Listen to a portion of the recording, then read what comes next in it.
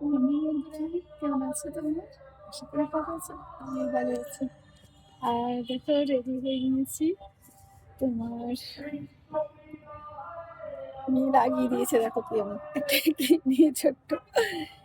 তো আজকে আমাদের এখানে দেখো অনুকূল ঠাকুরের পূজা কাল থেকে আজকে হরিনামি মাঠে প্রচুর একটা বড় প্যান্ডেল হয়েছে।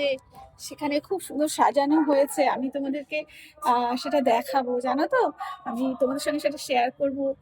অনুকূল ঠাকুরের যে সাজানো হয়েছে, যে পূজাটা হবে, আমি সেটা তোমাদের সঙ্গে শেয়ার করব। হ্যাঁ, যাবো, গিয়ে সবকিছু আমি তোমাদের কাছে তুলে ধরবো।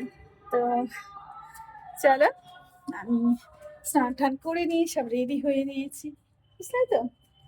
আর বাবাই ঠাকুর পুজো দিয়ে দিয়েছি। আর দেখো, এদিকটা ছাওয়া পড়ে যায়, যাই না, সকালের দিকটা রোদ্দুর থাকে, তারপরে তার কিছুক্ষণ পরেই ছাওয়া হয়ে যায়। এবার মাঝখানে রোদ্দুর, ছাদে রোদ আছে, ওই দিকে চলে যায় রোদ্দুরটা, বুঝেছে তো। তো তো আজকে একটু আওয়াজ হচ্ছে, বুঝতেই পারছো, প্রচন্ড আওয়াজ হচ্ছে, কালো হবে সারাটা দিন। আর তো কালো সারাদিন কিন্তু আমাদের এখানে অনুকূল ঠাকুরের নেই তো, কালো সারাদিন প্রচন্ড হবে, আওয়াজ হবে। তো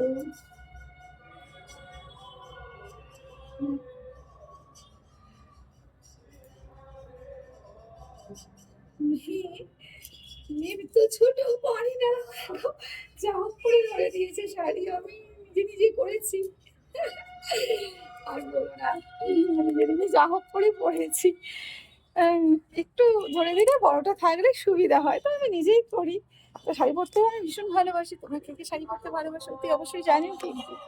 হ্যাঁ, তো শাড়িতেই নারী, তোমরা জানোই। তো শাড়িটা খুবই ভালো লাগে, কিন্তু সবসময় পরে উঠতে পারি না, কারণ শাড়ি পরতে দেরি হয়। কেউ একজন না ধরে দিলে ঠিক অগোছালো হয়ে যায়, বুঝেছো তো। তো ওই জন্য শাড়িটা কমই পরা হয়, তাড়াহুড়ো করে ছুটতে ছুটতে চলে যাই। তোমার যেখানেই যাই একটা চুড়িদার, একটা প্যান্ট গেঞ্জি গলিয়ে দিই, তাই না, বলো, সেটাই সুবিধা হয়, কিন্তু শাড়িটা ভালো লাগে আর কি। তো জানো, তোমরা কে কে শাড়ি পরতে ভালোবাসো অতি অবশ্যই জানাবে কিন্তু। দেখো, স্নানও সেরে নিয়েছি, চুলটা ভেজা ভেজা। তুমি কে কে সকালে স্নান করো? কে কে সকালে স্নান করো জানি কিন্তু অতি অবশ্যই। আমি তো রোজ সকালেই স্নান করি, খুব কম আমার সকালে স্নান হয় না। সকালে না হলে তখন সন্ধ্যে স্নান করতে হয়, জানো তো। স্নান না করে আবার আমি থাকতে পারি না। তো চলো, টাটা, তোমরা ভালো থেকো, সুস্থ থেকো, সুন্দর থেকো। কালকে অনুকূল ঠাকুরের পূজা।